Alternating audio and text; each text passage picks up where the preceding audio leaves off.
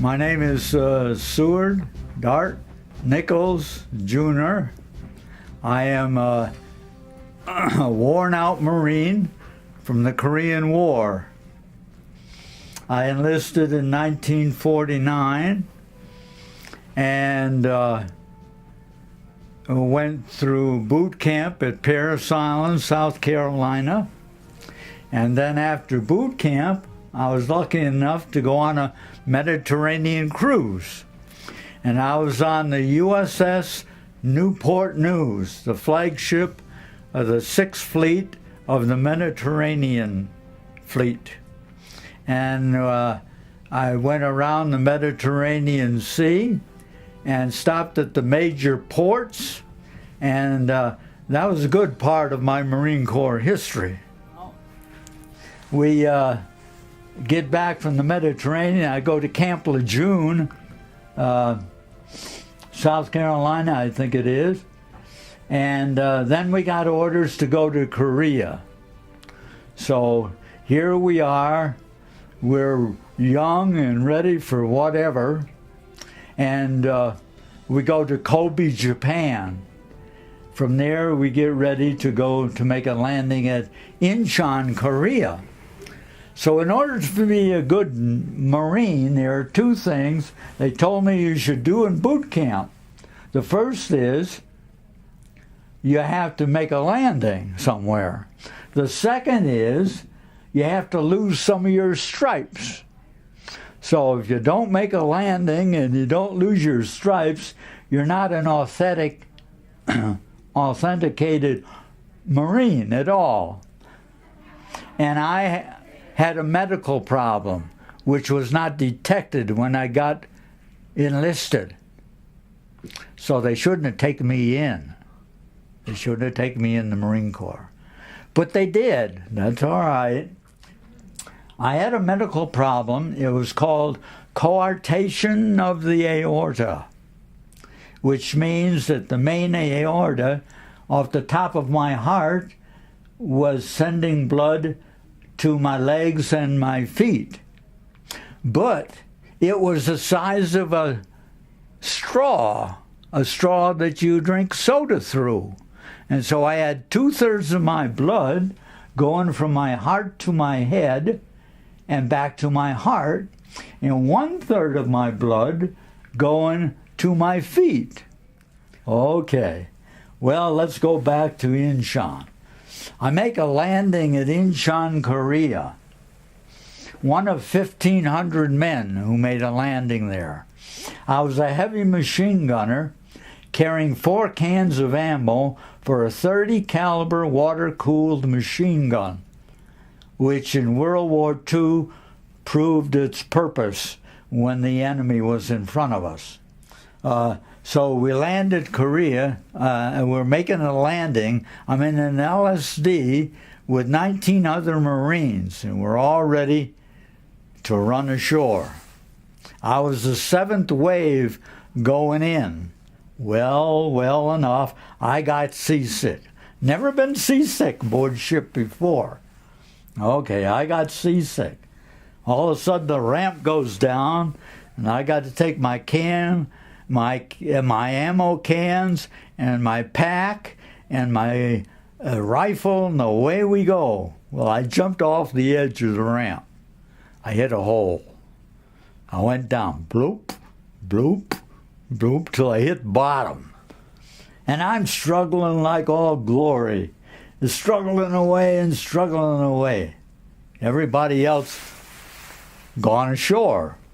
Well, when I hit the beach, when I finally got to the beach, I laid down and I had to take a 20-minute break.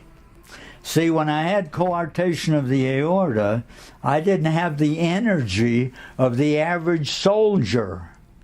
So my energy was dissipated.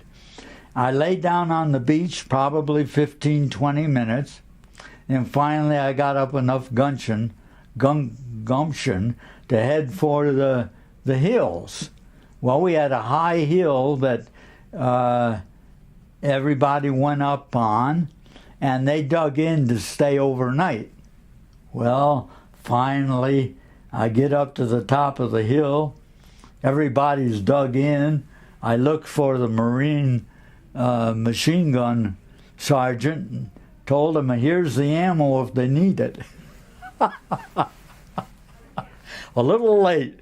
Well, we didn't have much competition making that landing. In fact, we marched all the way through the capital of Seoul, which is about the center of Korea, and then we started north, headed north toward the Chosun Reservoir.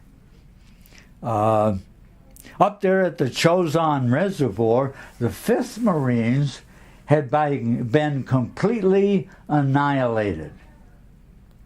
Then the 7th Marines came in. Not at Incheon, but another way, and half of them were annihilated. Well, I was with the 1st Marines, and we were going up to hold the reservoir where there was an airfield, and we were flying out dead bodies back to the States, or the wounded back to the States. When I got up to the reservoir, they had 2 Army squad tents. Army squad tent holds 20 Army men in each tent. That's the way they're situated. And they had 3 of those squad tents full of dead, frozen bodies.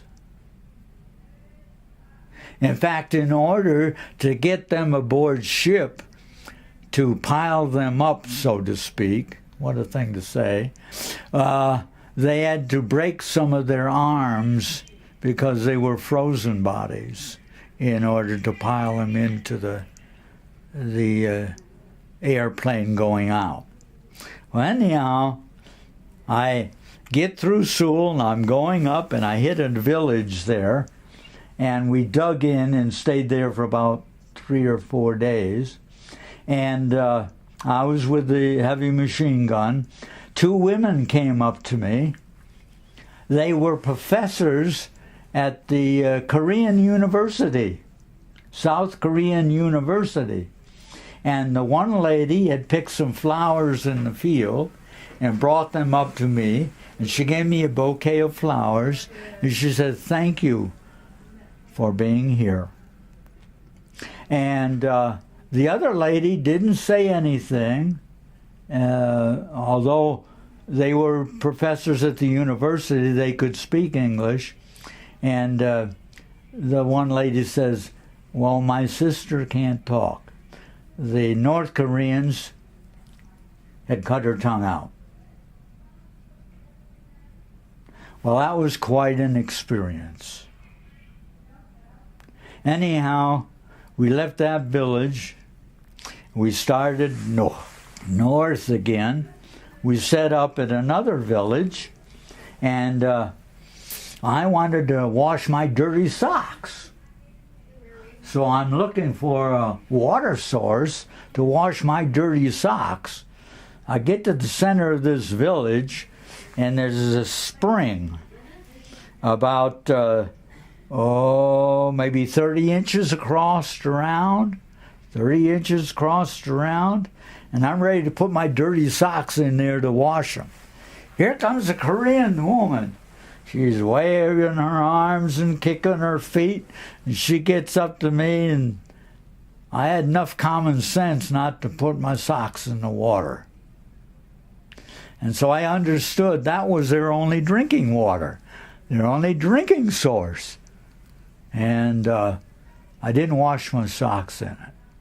Well, the lady, we stayed there for 4 days, I believe, and she took my uniform twice to her home and washed it and dried it and cleaned it and pressed it and brought it back to me.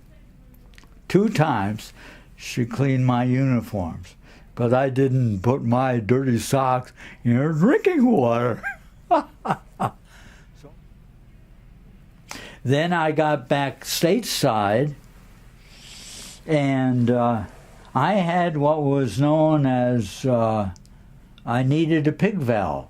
That coarctation of the aorta operation had lasted 25 years, and then it began to break down. Well, then the VA gave me a medical exam, and they said, well, we've got to give you a pig valve operation. Well, I don't know what that's all about. So at Army Kennedy Government Hospital in Memphis, Tennessee, they opened me up and gave me a pig valve, and that was 2.5 years ago. And I'm doing fine. The good Lord has been with me. I was never wounded, and after a year and 4 months on the front lines, there was 5 of us left of our group. 5 of us left. So that's basically my history and my battle story, and the good Lord has taken care of me very well up to this day. In this nursing home, I have everything paid for. My medicine and my pills and my food, and so I'm privileged to stay here at George E. Wallen Veterans Nursing Home until I pass on. And I give all the credit, not to me, but to the Marines who protected me, and to the good Lord who took care of me along the way. That's my history.